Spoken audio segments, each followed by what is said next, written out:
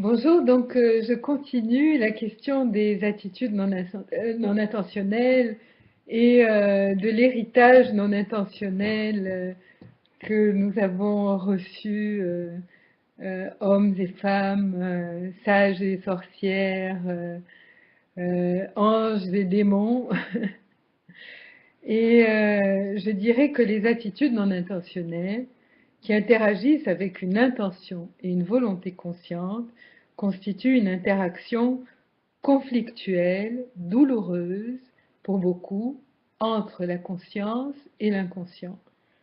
Là où une évaluation sensée devrait avoir lieu, qui permette à chacun de trouver le sens juste devant un obstacle, un problème, un jugement a lieu et le jugement est je n'arriverai pas à franchir l'obstacle, je n'arriverai pas à résoudre ce problème, ou alors une surévaluation, il n'y a que moi qui puisse y arriver, il n'y a que la mère ou le père tyrannique qui puisse y parvenir, le maître et la maîtresse toute puissante.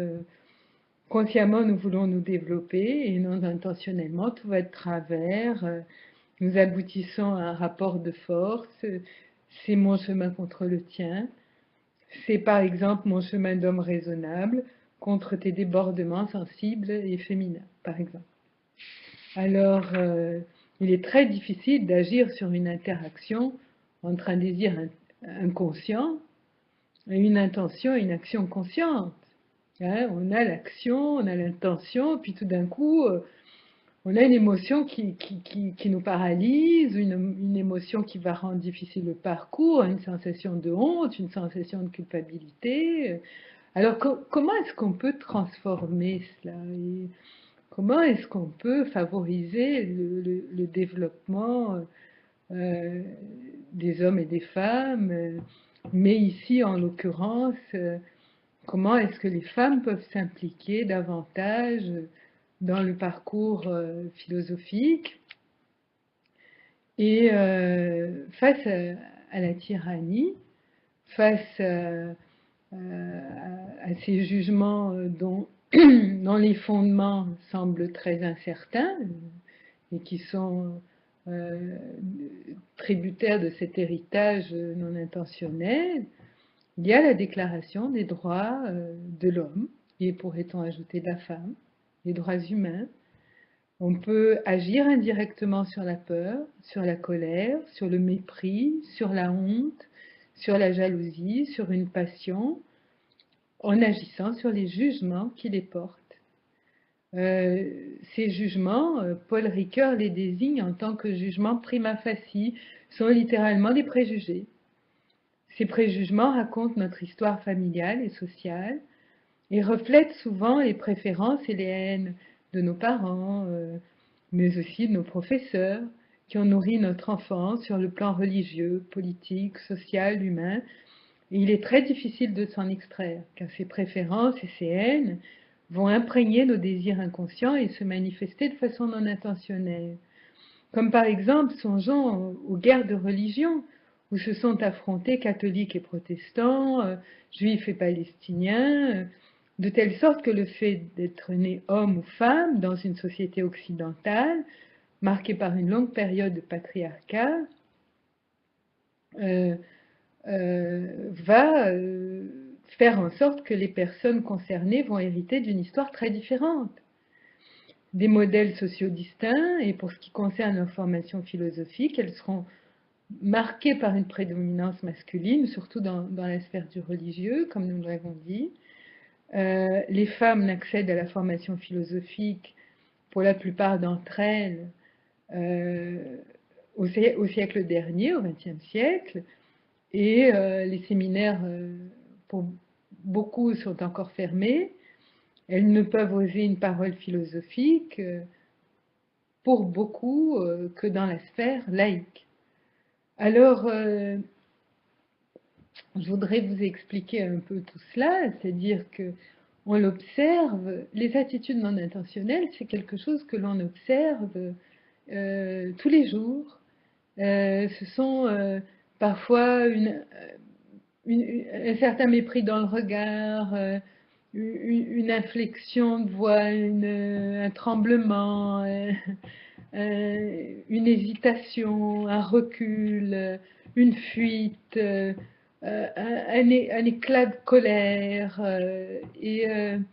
Tout cela nous renvoie finalement à cet héritage euh, transmis à travers de l'éducation, parce que l'éducation reçue par les uns et par les autres peut transmettre des haines, des ressentiments, des inimitiés, et donc l'enfant, plus tard l'adolescent, l'adulte, va développer non intentionnellement ces mêmes haines, ces mêmes ressentiments, ou cette même honte, cette même culpabilité. Il y a comme un héritage transgénérationnel de la honte et de la culpabilité pour les femmes. Et c'est avec cela qu'il va falloir travailler, d'abord en l'amenant à la conscience,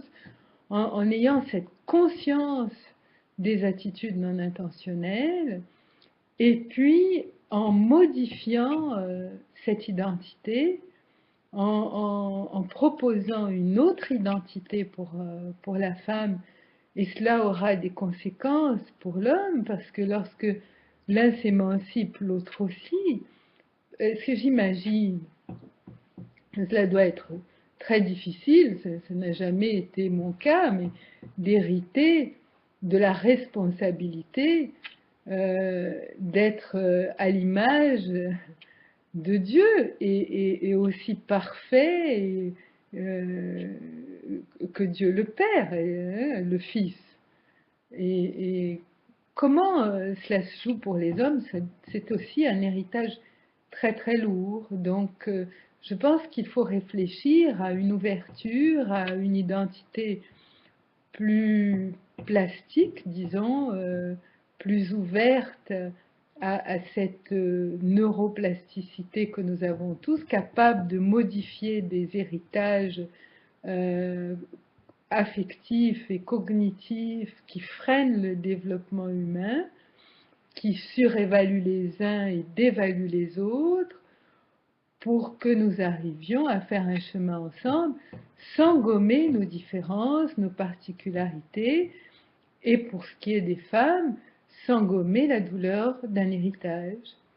Et je pense qu'il y a là une différence entre être la victime et le bourreau, même si dans la situation du patriarcat, pour certaines femmes qui ont été violées, battues, trahies, accusées injustement,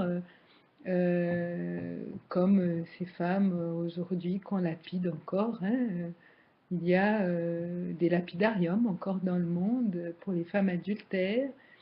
Donc, ce que je dis est à la fois serein, mais j'ai bien conscience qu'un peu grave, parce que nous avons un besoin de modifier cet héritage non intentionnel dans le contexte de la formation philosophique féminine.